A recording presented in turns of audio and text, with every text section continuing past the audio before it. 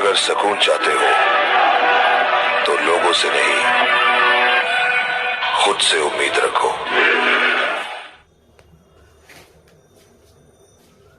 Hello everybody, मैं संजय कुमार हाजिर हूँ आप सबके सामने आपका अपना स्टडी चैनल लेकर के। स्टडी 888 आपका चहेता, आपका प्यारा, आपका लाडला ये चैनल आज आपके लिए एक जीके की बहुत ही बढ़िया वीडियो लेकर के आया है। ऐसी वीडियो जो आपके जीवन में कहीं भी किसी भी एग्जाम में काम आने वाले क्वेश्चन इसमें मौजूद हैं। और जब भी आपको टाइम लगे, फुर्सत हो, इन वीडियोज़ को जो है आप देखते रहिए। सबसे पहले तो आप इनको डाउनलोड करें, 2-3 बार इनको देखते रहे, या डाउनलोड नहीं भी करते हैं तो मेरे चैनल को सर्च करके आप इन वीडियो को निकाल सकते हैं। और इसी तरह से मैंने जो है प्लेलिस्ट भी डाल रखी है, प्लेलिस्ट के माध्यम से भी जो है इन वीडियोस को सर्च करके किसी भी टाइप से आप जो है लिख सकते हैं। आपको अगर 6ठी से 12वीं तक की एनसीईआरटी की बुक के चैप्टर की जो एक्सप्लेनेशन है वो देखनी है तो आप एनसीईआरटी बुक्स के नाम से सर्च कर सकते हैं, या क्लास वाइज आप लिख करके उसमें सर्च कर सकते हैं। जैसे 6th क्लास हिस्ट्री, इस तरह से आप सर्च कर सकते हैं। और फिर आप जीके, रीजनिंग और करंट अफेयर के नाम से भी सर्च कर सकते हैं। फिर उसके बाद शॉर्ट्स भी हैं, उसको भी आप सर्च कर सकते हैं। और इसके बाद आप पोएम्स जो होती हैं, मेरी पोएम्स को भी आप सर्च कर सकते हैं। तो इस तरह से आप जो है मेरी सभी वीडियो को जब भी आपको टाइम लगे आप देख सकते हैं। देखिए, बहुत ही बढ़िया प्रश्न लेकर के आया हूँ, लेकिन उससे पहले लाइक, कमेंट, शेयर करना न भूलिए। ये आप जरूर याद रखा करें, क्योंकि आपके लाइक, कमेंट, शेयर से ही मुझे जो है बहुत ही ज़्यादा उत्साह मिलता है और मैं अगली वीडियो बहुत ही अच्छी बना करके और लाने के लिए अग्रसर हो जाता हूं।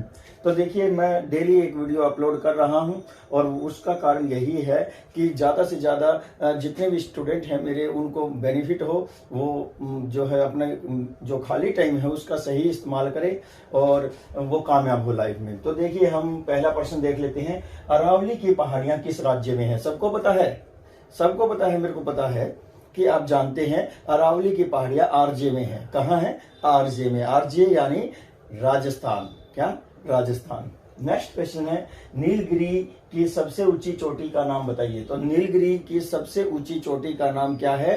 दोदा बेटा। क्या है? दोदा बेटा। नीलगिरी की सबसे ऊंची चोटी का नाम क्या है? दोदा बेटा। और ये नीलगिरी की पहाड़ियां कहाँ है? पश्चिमी घाट में। कहाँ है? पश्चिमी घाट में है नीलगिरी की पहाड़ियां और इसकी सबसे ऊंची चोटी है दोदा बेटा। नेक्स्ट क्वेश्चन है, भारत का सबसे बड़ा पठार बताओ। भारत का सबसे बड़ा पठार है दक्कन का पठार। जी नहीं, दक्कन का पठार। दक्कन नहीं, दक्कन। दक्कन का पठार। देखिए, दक्कन का पठार। नेक्स्ट क्वेश्चन है, हिमालय की सबसे ऊंची और उत्तरी श्रेणी क्या कहलाती है?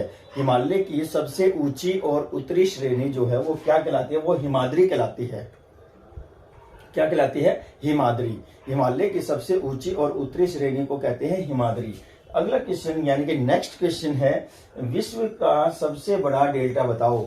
विश्व का सबसे बड़ा डेल्टा सब जानते हैं, ये 5वीं क्लास का बच्चा जो देख रहा है ना, ये भी जानता है विश्व का सबसे बड़ा डेल्टा कौन सा है। गंगा नदी ने बनाया ना बेटा। हाँ, गंगा नदी ने जो है विश्व का सबसे बड़ा डेल्टा बनाया और जिसका नाम है सुंदरबन का डेल्टा। सुंदर दया का भाई नहीं, जो तारक मेहता चश्मा में है वो नहीं, सुंदरबन का डेल्टा इस डेल्टे का नाम है। डेल्टा क्या होता है? जब नदियां अपने साथ जो भी मटेरियल बहा करके लेकर आती हैं उस मटेरियल को कहते हैं अवसाद। और जब ये अवसाद वो नदी किसी विशेष स्थान पर या किसी जगह पर गिरा देती है या उसको बहाना छोड़ देती है तो वो अवसाद जमा होते होते एक त्रिकोण के आकार का बन जाता है, शंकु के आकार का बन जाता है और वो फैलने लगता है और इससे एक नई उपजाऊ भूमि का निर्माण होता है जिसे डेल्टा कहते हैं। ओके, नेक्स्ट क्वेश्चन है, पूर्वी घाट का सबसे ऊंचा शिखर बताओ। पूर्वी घाट का सबसे ऊंचा शिखर कौन सा है? महेंद्रगिरी है। महेंद्रगिरी। कौन सा है? महेंद्रगिरी जो है पूर्वी घाट का सबसे ऊंचा पर्वत है। नेक्स्ट क्वेश्चन है, पवन से बना मैदान क्या कहलाता है? पवन से बना मैदान पेडी प्लेन कहलाता है। क्या कहलाता है? पेडी प्लेन। पेडी प्लेन। तो वायु के द्वारा ये मैदान बनता है और इसका नाम होता है पेडी प्लेन। नेक्स्ट क्वेश्चन है, बांगर किस मिट्टी को कहते हैं? बांगर किस मिट्टी को कहते हैं? तो बांगर ओल्ड सॉइल को बोलते हैं, यानी कि पुरानी मिट्टी को बांगर बोला जाता है। क्या बोला जाता है जी? पुरानी मिट्टी को बांगर बोला जाता है, और खादर नई मिट्टी को। नेक्स्ट क्वेश्चन है, नर्मदा नदी का उद्गम क्या है? नर्मदा नदी का उद्गम पूछा है। उद्गम बोले तो जहां से नर्मदा नदी निकलती है वो स्थान पूछा है, तो वो अमरकंटक की पहाड़ियां हैं। अमरकंटक जिले में अमरकंटक की पहाड़ियां हैं, और ये एमपी में हैं। कहाँ है? मध्य प्रदेश में। देखिए हमारा क्वेश्चन नंबर 10 है। 10 नंबर क्वेश्चन क्या कह रहा है? बिहार पश्चिम बंगाल से कब अलग हुआ? बिहार जो है ये पश्चिम बंगाल से कब अलग होता है, ये पूछा गया है। तो 1912 में। 1912 में बिहार पश्चिम बंगाल से अलग हुआ, और फिर उसके बाद उड़ीसा 1936 में अलग हुआ, और इस तरह से जो है बहुत से राज्य अलग होते हैं पश्चिम बंगाल से 1 by 1। देखिए आगे पूछा गया है, भारतीय वन्य जीवन संस्थान कहाँ है? तो भारतीय वन्य जीवन संस्थान, भारत का वन्य जीवन संस्थान जो है वो देहरादून में है। कहाँ है? देहरादून में। किस दून में? देहरादून में। कावेरी जल विवाद किन राज्यों में है? कावेरी जल विवाद जो है कर्नाटक और तमिलनाडु राज्यों के बीच में है। कर्नाटक और तमिलनाडु राज्यों के बीच में कावेरी नदी के जल पर विवाद चल रहा है, जैसे हरियाणा पंजाब का विवाद चल रहा है सतलुज नदी पर। अब है इसके बाद, चंदन के वन कहाँ पाए जाते हैं? चंदन के वन पूछा है जी। चंदन के वन तो कर्नाटक में पाए जाते हैं। कहाँ पाए जाते हैं? कर्नाटक में। कर्नाटक की कॉफी भी फेमस है। सबसे ज्यादा और बढ़िया कॉफी अरेबिया कॉफी जो है वो कर्नाटक में ही होती है। फिर इसके बाद, तेल अनुसंधान कहाँ होता है? तेल का अनुसंधान होता है, कहाँ होता है? तेल के नए नए क्षेत्रों को सर्च किया जाता है, तो वो अनुसंधान जो संस्थान है वो बॉम्बे हाई में है। कहाँ है? बॉम्बे हाई में। और ये बॉम्बे हाई कहाँ है? बम्बई नहीं है, ये मुंबई नहीं है। मुंबई के पश्चिम में 160 से 65 किलोमीटर दूर अरब सागर में स्थित ये बॉम्बे हाई एक टापू है, वहां पर ये तेल अनुसंधान संस्थान है। नेक्स्ट क्वेश्चन है, सोयाबीन का उत्पादन कौन राज्य सबसे ज्यादा करता है? सोयाबीन का उत्पादन जो है कौन सा राज्य है जो सबसे ज्यादा करता है? तो वो एमपी है जी। कौन है? Madhya Pradesh. M for MP और एम फॉर मध्य प्रदेश। आगे देखिए, किस राज्य की राजकीय भाषा अंग्रेजी है? आज भी भारत के एक राज्य की भाषा अंग्रेजी है। आज भी भारत के एक राज्य की राजकीय भाषा जो है अंग्रेजी है, और उसका नाम है नागालैंड। कौन सा? नागालैंड। नेक्स्ट क्वेश्चन है क्वेश्चन नंबर 17, अलमाटी बांध कहाँ स्थित है? अलमाटी बांध पूछा है। अलमाटी बांध कर्नाटक में कृष्णा नदी पर है जी। कर्नाटक राज्य में कृष्णा नदी बह रही है, और उसके ऊपर अलमाटी बांध बना हुआ है। क्वेश्चन नंबर 18 है, और 18 नंबर क्वेश्चन पूछ रहा है, पुलिकट झील कहाँ स्थित है? पुलिकट झील पूछ रहा है, और ये कहाँ स्थित है? बहुत ही बढ़िया झील है, और इस झील के विषय में पूछा है, ये किस राज्य में है? तो ये तमिलनाडु में है। कहाँ है? तमिलनाडु राज्य में पुलिकट झील है। आइए आगे हम और भी बहुत से क्वेश्चन देख लेते हैं। नेक्स्ट क्वेश्चन है हमारे 19 नंबर क्वेश्चन है। 19 नंबर क्वेश्चन क्या कह रहा है? ये पुरस्कारों से संबंधित कुछ 7, 8, 10 के लगभग जो है क्वेश्चन लेकर के आया हूँ। पुरस्कारों से संबंधित ये 6-7 कुछ क्वेश्चन लेकर के आया हूँ। तो देखिए, पहला नोबेल पुरस्कार कब दिया गया? पहला नोबेल पुरस्कार पूछा है, और ये कब दिया गया? 1901 में। पहला नोबेल पुरस्कार दिया गया 1901 में। 1901 से नोबेल पुरस्कार शुरुआत हुई थी। तो नोबेल पुरस्कार देने की शुरुआत कहाँ हुई थी? अब ये पूछ लिया। उस जगह का, उस देश का नाम पूछा है जहां से नोबेल पुरस्कार की शुरुआत हुई, तो वो था नॉर्वे। तो पहला कब दिया गया? 1901 में। और कहाँ दिया गया? नॉर्वे में। नेक्स्ट क्वेश्चन है, उत्तर भारत का शास्त्रीय नृत्य क्या है? उत्तर भारत का शास्त्रीय नृत्य तो कौन सा है? कथकली, है ना? कथकली। कौन सा है? कथकली। नेक्स्ट क्वेश्चन है, कर्नाटक का प्रमुख लोक नृत्य क्या है? कर्नाटक का प्रमुख लोक नृत्य है यक्षगान।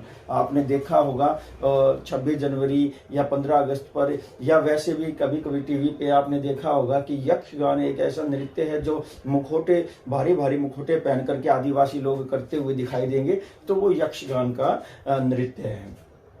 नेक्स्ट क्वेश्चन है पहली भारतीय महिला जिसे नोबेल पुरस्कार मिला था। तो पहली भारतीय महिला कौन है? वो है मदर टेरेसा। मदर टेरेसा को भारत में अपनी उत्कृष्ट दी गई सेवाओं की वजह से नोबेल पुरस्कार दिया गया। ये पहली भारतीय महिला बनी और 1979 में 1979 में ये पुरस्कार उनको दिया गया। क्वेश्चन नंबर 24 है भारत का सर्वोच्च वैज्ञानिक पुरस्कार कौन सा है?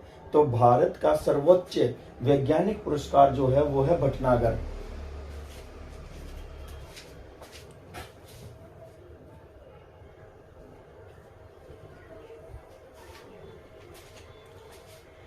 तो भारत का सर्वोच्च वैज्ञानिक पुरस्कार जो है वो कौन सा है? भटनागर।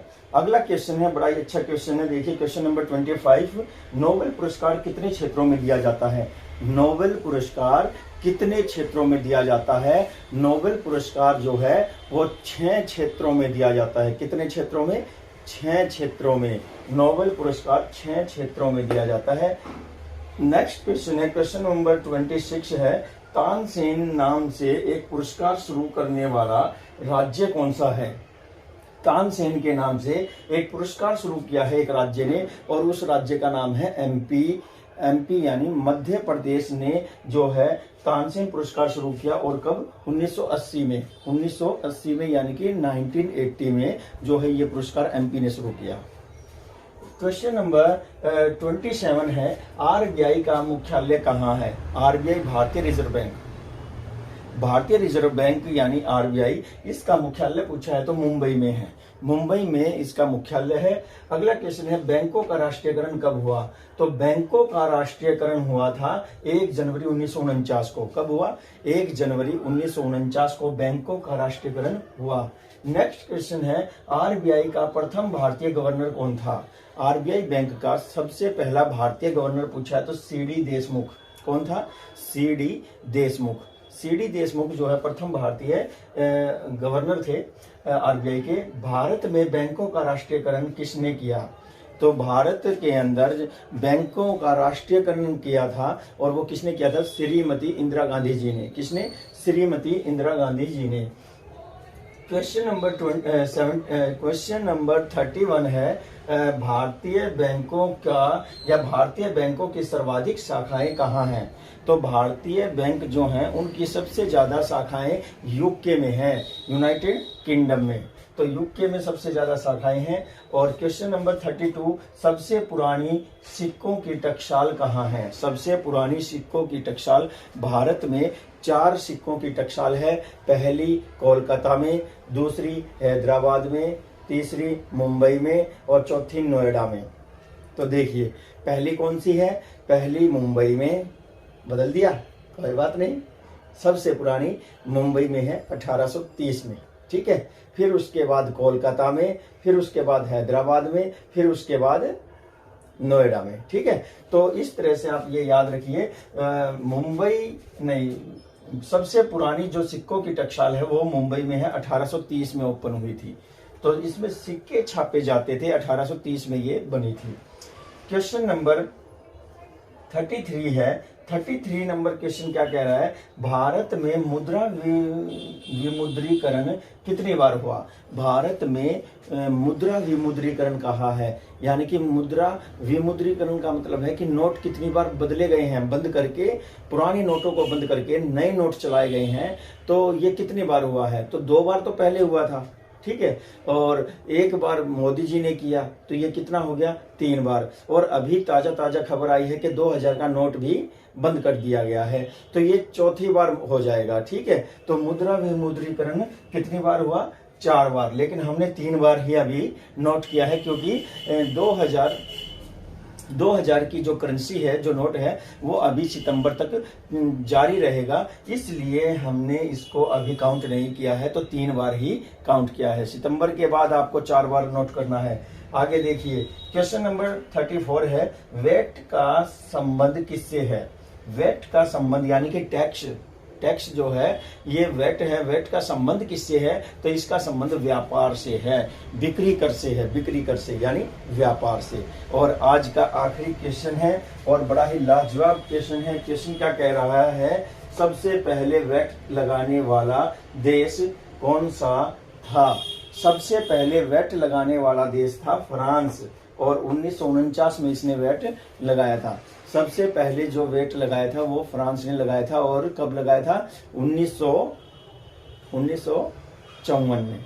ठीक है, 1954 में इसने पहले जो है सभी देशों से पहले वेट लगा दिया था। अब एक क्वेश्चन आपसे पूछा जाएगा और उस क्वेश्चन का आपको जवाब नोट करना है, कमेंट बॉक्स में लिख करके भेजना है या मेरे व्हाट्सएप नंबर पर लिख करके भेजना है, और मेरा व्हाट्सएप नंबर है 9315830888। तो देखिए, आपका आज का जो सवाल है वो क्या है? वो है कि क्या कभी अमेरिका भी गुलाम था? क्या कभी अमेरिका भी गुलाम था? और अगर गुलाम था तो किसका गुलाम था? ठीक है, क्या कभी अमेरिका भी गुलाम था, और अगर गुलाम था तो किसका गुलाम था, ये आपको बताना है। और ये क्वेश्चन बड़ा ही यूनिक क्वेश्चन है। इसका जवाब आप मुझे कमेंट बॉक्स में या मेरे व्हाट्सएप नंबर पर मुझे भेज सकते हैं। और आइए, पिछली वीडियो में जो क्वेश्चन पूछा था उनका सही जवाब देने वाले जो कंटेस्ट हैं, हमारे स्टूडेंट हैं, उनके नाम बता देता हूं। पहले नंबर पर राघव हैं। राघव जी बहुत ही अच्छा जवाब दे करके सबसे आगे हैं, कुछ ही मिनट में इनका जवाब आ गया था। और फिर इसके बाद हैं जितेंद्र। जितेंद्र जी ने भी बहुत ही बढ़िया जवाब दिया है। और फिर है पंकज कुमार जी, ठाकर के नाम से जवाब देते हैं, बहुत ही बढ़िया जवाब दिया है। प्रियांशी है, प्रियांशी जी ने भी जवाब दिया है और बहुत ही तीव्र गति से जवाब दिया है। फिर इनके बाद आते हैं नितिन। नितिन ने बहुत ही अच्छा जवाब दिया है। और अजय हरित हैं, ये बहुत ही बढ़िया जवाब दे रहे हैं, लगातार जवाब दे रहे हैं, और ये झज्जर से बिलोंग करते हैं। आगे है अदिति है। अदिति चरखी दादरी से ही हैं और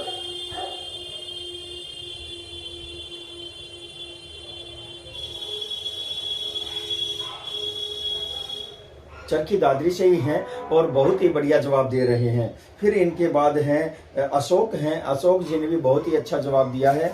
और फिर ABC नाम से भी आया हुआ है, उनका मेरे पास कोई कांटेक्ट नंबर नहीं है, मैंने उनसे नाम पूछा है, कमेंट बॉक्स में देखते हैं वो कब तक जवाब देते हैं, लेकिन उन्होंने भी बहुत ही अच्छा जवाब दिया है ABC के नाम से।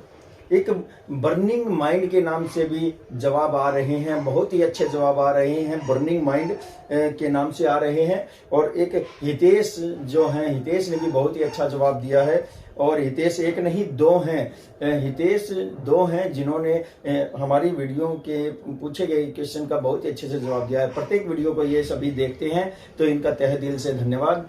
और मैं भगवान से प्रार्थना करता हूं कि ये जितना भी प्रयास कर रहे हैं, इनका प्रयास दुगना होकर के इनको वापस फायदे दे, इनको प्रोत्साहन मिले, ये जिस भी टेस्ट में जाए इनको कॉन्फिडेंस मिले और बहुत ही अच्छे से टेस्ट क्लियर करे। तो इन्हीं के साथ ही मुझे दीजिए इजाजत। नमस्कार, जय हिंद।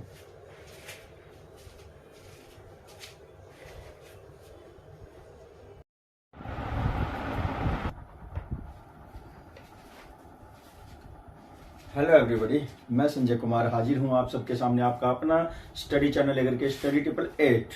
देखिए, बहुत ही बढ़िया चैनल है, आपके द्वारा ये चलाया जा रहा है। आपके द्वारा दिए गए सभी सजेशन के आधार पर ही मैं वीडियो बनाता हूं, और कभी कभी कुछ हंसी मजाक के भी वर्ड इस्तेमाल कर लेता हूं।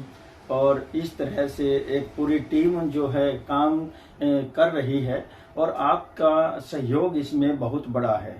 आप लोग ही मुझे प्रेरित करते हैं एक से एक बढ़कर वीडियो बनाने के लिए। अगर आप कमेंट में मुझे अपना गाइडेंस न दें तो इतनी अच्छी वीडियो बना पाना मेरे लिए नामुमकिन होता। और कुछ जो है सजेशन आप लोगों के द्वारा ये भी दिए जाते हैं कि सर हमें आप जो है कंपटीशन एग्जाम से हटकर कुछ और भी वीडियो प्रोवाइड करवाएं। तो ऐसा है स्टूडेंट्स, मैं जो वीडियो बनाता हूं वो आप लोगों के करियर को देख करके बनाता हूं। इसके अलावा अगर एंटरटेनमेंट की जो वीडियो की बात कर रहे हैं उसके लिए मैं अभी कोई प्रयास नहीं कर रहा हूं, लेकिन आगे चलकर जैसे ही आवश्यकता होगी तो मैं एक नए यूट्यूब चैनल के माध्यम से आपका एंटरटेनमेंट भी करना चाहूँगा। तो अभी हमारा फोकस रहेगा वीडियो पर। और सबसे पहले आपको बता देता हूं कि मेरा एक और तीर जो है निशाने पर लगा है। बड़ी ही हर्ष की बात है, बड़ा ही जो है मुबारक माहौल है, बहुत ही अच्छा समय है, क्योंकि मेरा एक और स्टूडेंट सिलेक्ट हो गया है। मेरा एक और स्टूडेंट सिलेक्ट हुआ है आर्मी में। देखिए, मेरे लिए एक और उपलब्धि है। मेरे 3-4 स्टूडेंट जो हैं पहले से ही आर्मी में हैं, जैसे भारत दलाल है और सुधीर सांगवान है और रोहित है। तो उसी तरह से जितेश शर्मा नाम का लड़का भी आर्मी में सिलेक्ट हुआ है, उसका एग्जाम क्लियर हो गया है। और अभी जो है छोटे मोटे फॉर्मेलिटीज बाकी हैं, तो वो जल्द ही क्लियर हो जाएंगी। अब तक जितने भी स्टूडेंट्स ने जो है एग्जाम क्लियर किया है वो सारे सिलेक्ट हुए हैं। तो इसी तरह से जो है जितेश को भी मैं बहुत बहुत मुबारकबाद देना चाहूँगा इस वीडियो के माध्यम से। भगवान उनको जल्द से जल्द आर्मी की जो पोशाक है, जो वर्दी है, उसमें मुझे देखने के लिए जो है बहुत ही ज़्यादा उत्साहित हूँ। मैं क्या बताऊँ, क्या बोलूँ कि मैं उसको आर्मी की वर्दी में देखना चाहता हूँ, इसके लिए बहुत ज़्यादा उत्साहित हूँ। तो देखिए, हम वीडियो को शुरू करते हैं। और जो आप बहुत से कमेंट्स बोल देते हैं, बहुत से ऐसे स्टूडेंट हैं जो कमेंट डाल करके पूछ लेते हैं कि सर आप बोलते हो कि आपके स्टूडेंट जो है कामयाब हुए हैं, तो हम कैसे माने। तो जितेश का प्रूफ मैं आपको इस वीडियो के एंड में जरूर दूंगा, तो आप ध्यान